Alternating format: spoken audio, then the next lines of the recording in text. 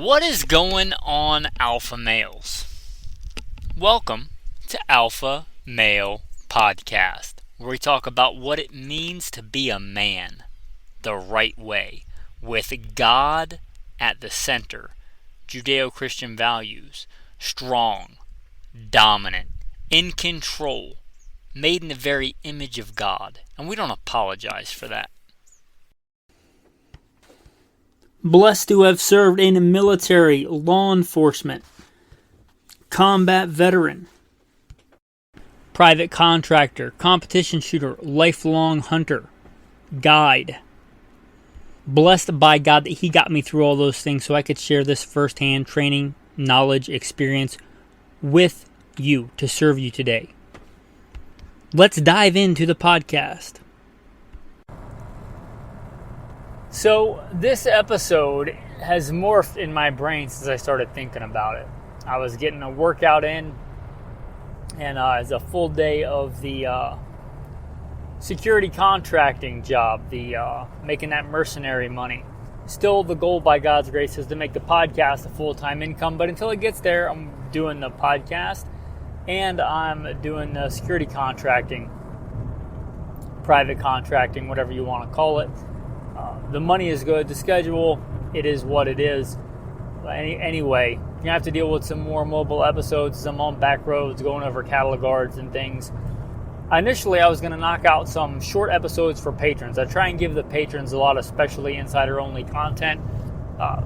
What got me thinking about this episode would have been a simple, short, Patreon-only episode about gear, but it morphed into my brain on something deeper, something more important.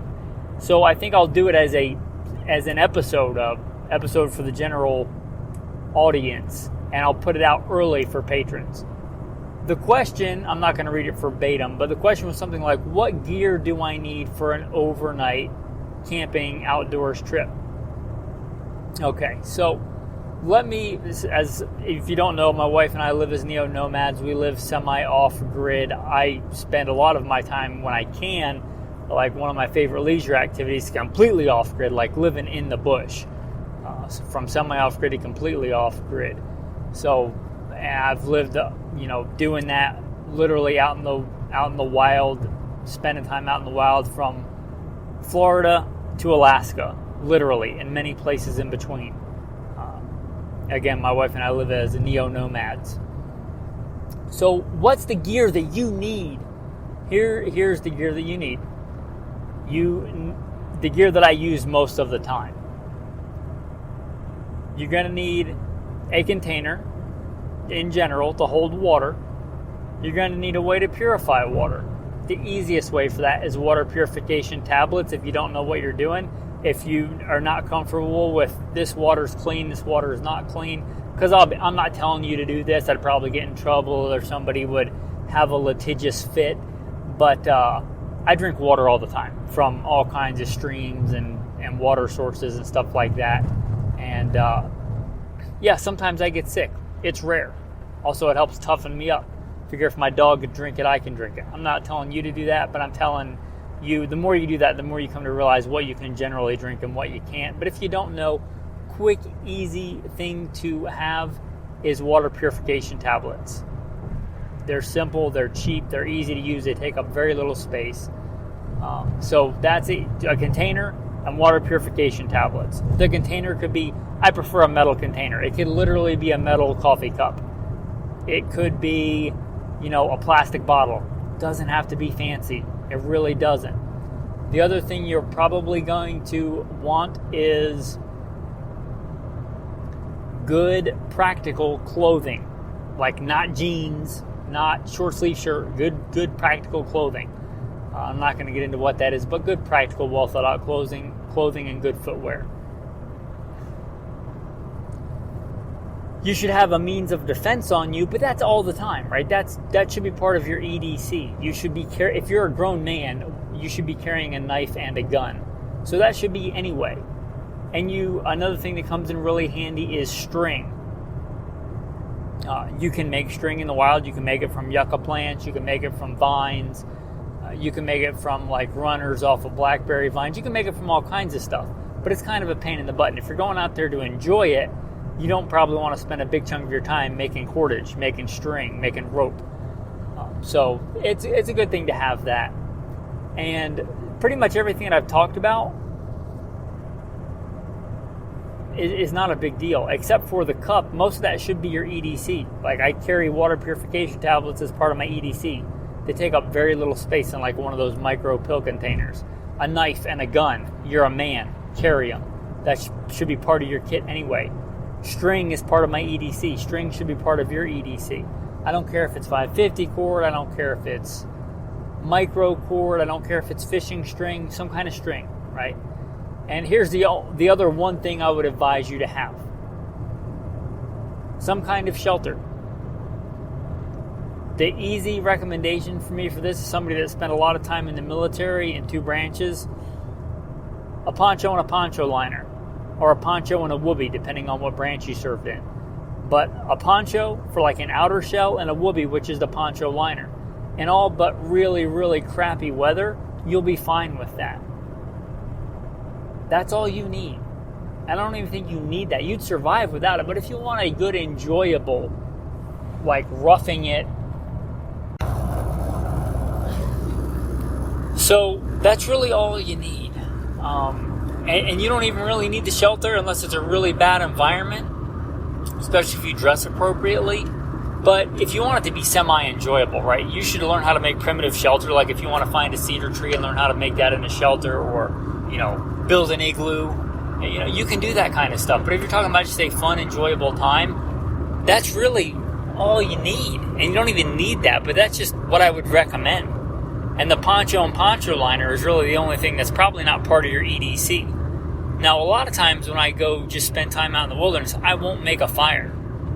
But if you want to make a fire, if you want to cook and you want to do that kind of stuff, then you can do that. If you're planning on catching something or shooting something, killing something, then you might want to make a fire. Or if you just want a fire for the ambiance. And I do enjoy a good fire. So if you're going to do that, you should bring something to start a fire. That can literally be a Bic lighter or a book of matches. You can learn how to do primitive fire later. If you're even going to make a fire. You probably, if you're heading out in the bush, unless you're good at making primitive fire, have a way to make fire on you anyway. And again, that should be part of your EDC. So really the only thing I've talked about that's probably, hopefully, not already part of your EDC is a poncho and a poncho liner. Now, you can use like the emergency bivvies, or you could use like one of the, if you want to just go out and spend a bunch of money, get one of those little micro, like ultra lightweight backpacking tents. My wife has one, and we'll use it when we go out together, sometimes. But really, a poncho and a poncho liner is all you really need. And it's not, you don't need a bunch of gear.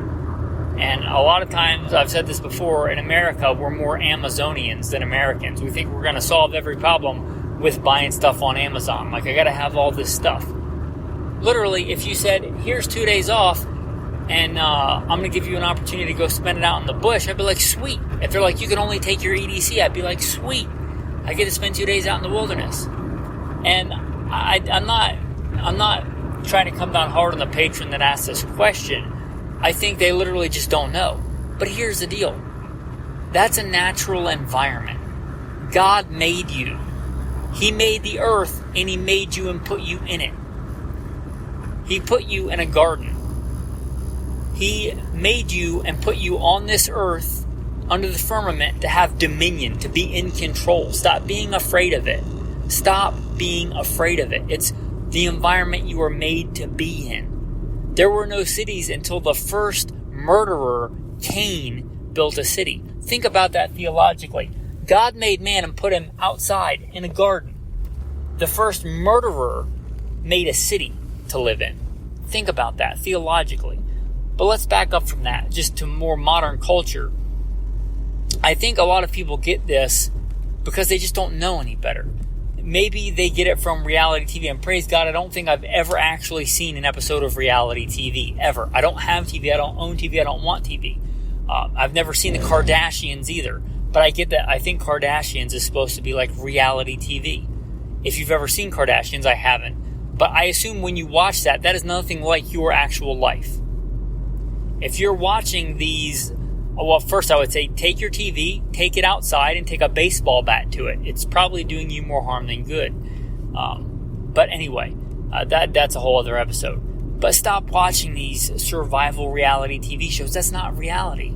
That's drama. They do that for the drama, right? The outside is not trying to kill you. You're probably let's put it in simple math numbers. You're probably much more likely to die driving to and from work than you are spending a day out in the forest. Let's just be real. You're probably more likely to die to and from or at work. That's probably more dangerous statistically than spending time out in the forest. Really. You're probably more at risk going to Walmart and then stopping at the gas station on the way home and driving and being at Walmart and a gas station you are being in the forest. I spent a lot of time out in the bush, out in the wild, whatever you want to call it, in really, really remote wilderness areas. I'll be honest, I've had some pretty nasty run-ins with things. I've almost died in the wilderness. I've also almost died in the city. I don't want to live a cushy life. If you want a cushy life, go curl up in your ball in the corner and suck your thumb and watch Netflix. This is probably not the podcast for you. But it's a natural environment. Those TV shows that are supposed to be reality are probably so far from reality. And I'm saying that as somebody that's never seen one. But that's not reality. It's drama. They illustrate that for the drama. They contrive these scenarios for the drama. Let me put it this way. If it were such a horrible, horrible thing and so hard to survive out in the wild, pray tell me this. How'd you get here? How'd you get here? Because where'd your descendants come from? The wild, hunting and gathering and living in the bush. Eating plants, eating animals, right? What's killing you more, what you should be more worried about is living in the artificial environment. You weren't meant to spend your life in a cube, man. Get out of the cube. You spending your time in a cube and eating in an unnatural environment and eating unnatural things. That's what's killing you. That's what's got you in danger. Food is not supposed to come wrapped in cellophane or out of a bag. Food is supposed to come off the hoof. It's supposed to come off the stalk.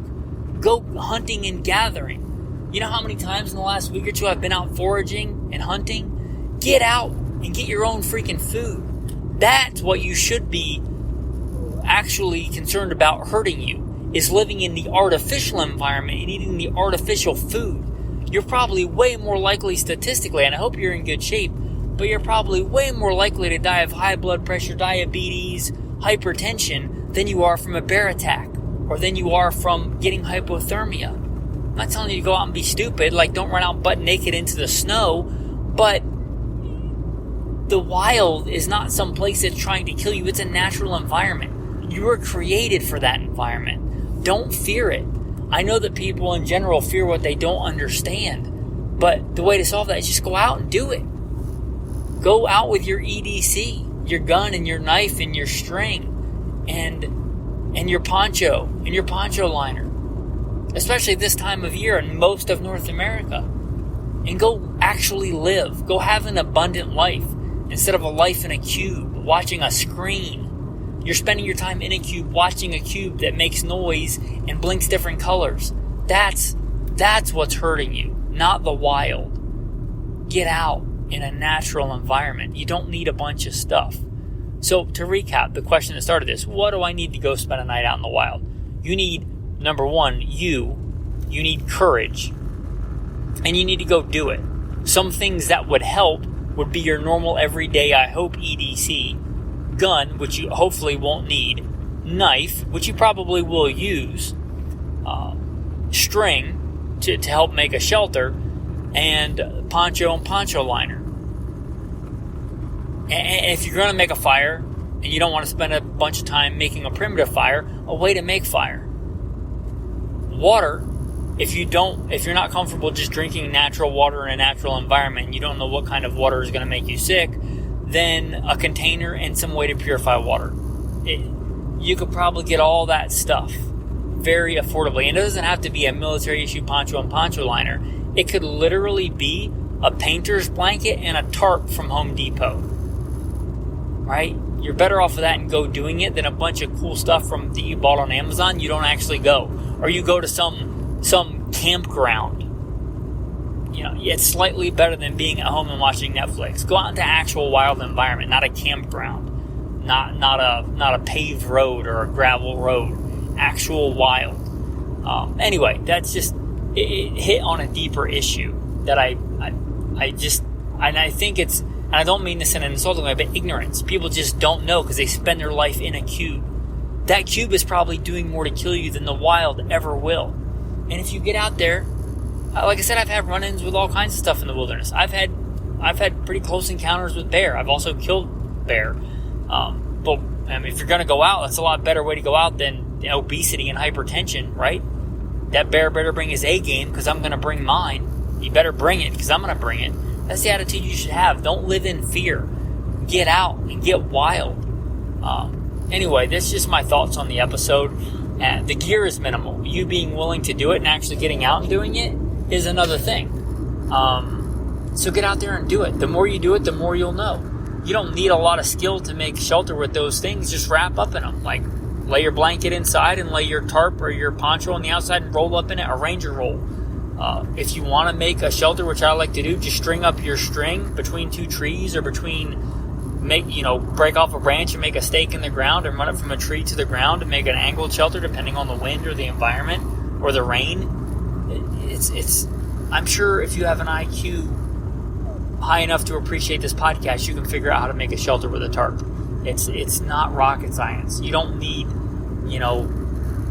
again, if these, and I don't know if they are because I don't watch them and I don't own a television, but if these reality survival shows make you think that like there's a bear lurking behind every corner and you're just gonna die the second you step off the pavement, or you turn off Netflix, you're just gonna die in the wild. It's not real. I spend a large chunk of my time in the wild. And let me put it to you this way. As somebody that's made his way in this world, my whole other podcast is Gunfighter Life. I've made my way in this world by God's grace with a Bible and a shotgun. I'm a private contractor right now. And I've done a lot of work, military, law enforcement, private contracting, commander of a tactical team, and I get paid by God's grace good money to do that. I'm not going to apologize for making money doing that. But here's the thing. I've been deployed a couple of times on some missions out in the wild, out in the bush, out in the wilderness. I can count those on one hand. I cannot recall the number of shifts I've worked in a city. You know why they pay me good money to work as a gunfighter in the city? Because the city is more dangerous. It's a more dangerous environment. So don't fear the wild. Don't fear anything. Don't live in fear. Anyway, with that, I appreciate you guys listening. I really do. Your tactical tip of the day, if you are going to drink out of a stream, usually it's preferable to drink running water, distilled water. Usually.